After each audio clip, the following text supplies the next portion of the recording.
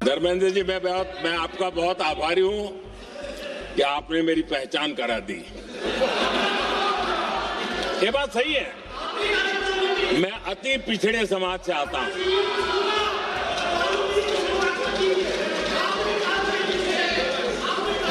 धर्मेंद्र जी, मैं आपका बहुत आभारी हूं और अखिलेश जी मेरे मित्र हैं तो कभी कभी मदद कर देते हैं।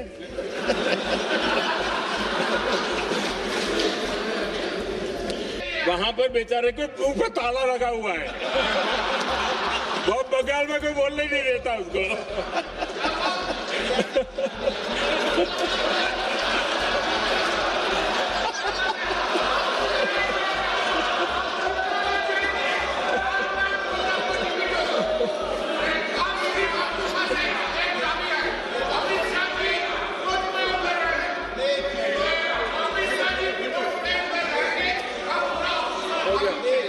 आदरणीय अध्यक्ष जी,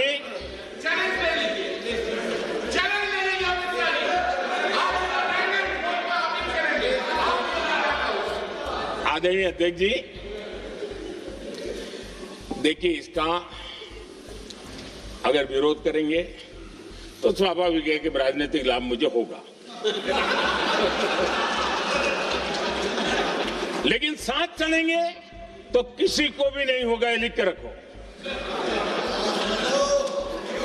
किसी को नहीं रहेगा, क्योंकि फिर अलग पहलू हो जाता है, फिर किसी को फायदा नहीं होता। और इसलिए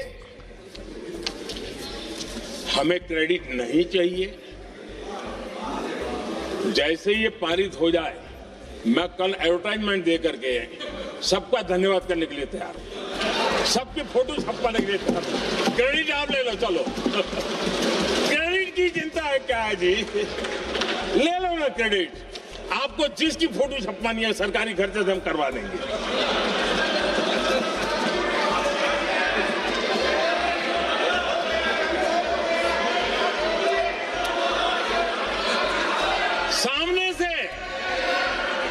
सामने से क्रेडिट का ब्लैंक चेक आपको दे रहा हूं।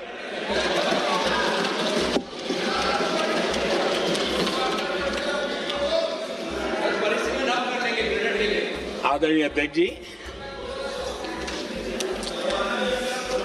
हमारी संसदीय लोकतंत्र में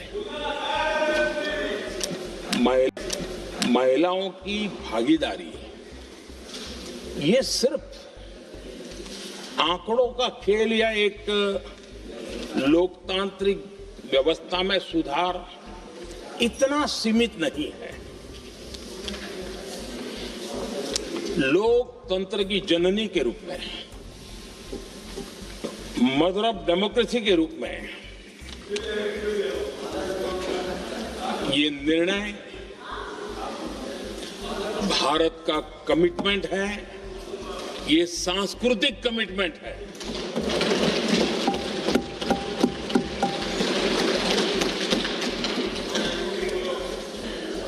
ये बात सही है कि मैं अति पिछड़े समाज से आता हूं, लेकिन मेरा दायित्व समाज के सबको साथ लेके चलने का है और यही मेरे संविधान ने मुझे यही रास्ता दिखाया है। मेरे लिए संविधान ही सर्वोपरि है और इसलिए ये संविधान की ताकत है कि मेरे जैसा अत्यंत छोटे समाज का, अति पिछड़े समाज के व्यक्ति को इतना बड़ा दायित्व देश ने दिया।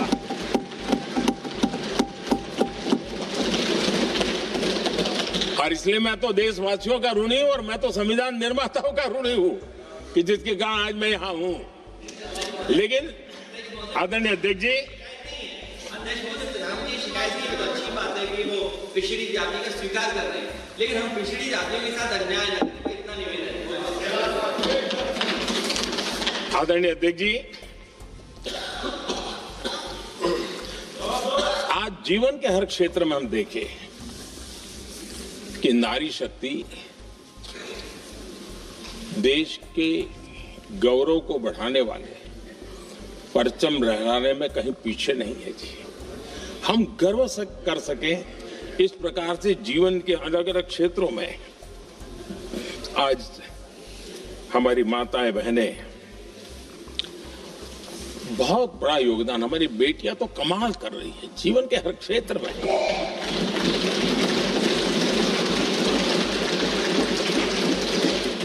इतना बड़ा सामर्थ्य, उसको हम हिस्सेदारी से रोकने के लिए क्यों इतनी ताकत खपा रहे हैं जी? उनके जुड़ने से सामर्थ्य बढ़ने वाला है।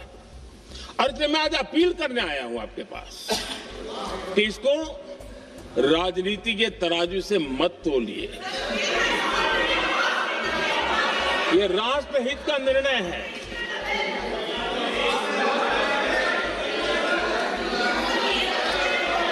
आदरणीय अध्यक्ष जी, आज का हमारे सामने अवसर एक साथ बैठ करके एक दिशा में सोच करके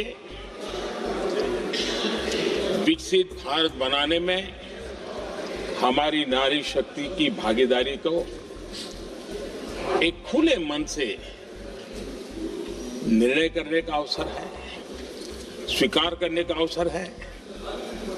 और मैंने जैसा पहले ही कहा कि आज पूरा देश और विशेष करके नारी शक्ति हमारे निर्णय तो देखेगी, लेकिन निर्णय से ज्यादा हमारी नीयत को देखेगी। और इसलिए हमारी नीयत की खोट देश की नारी शक्ति कभी माफ नहीं करेगी।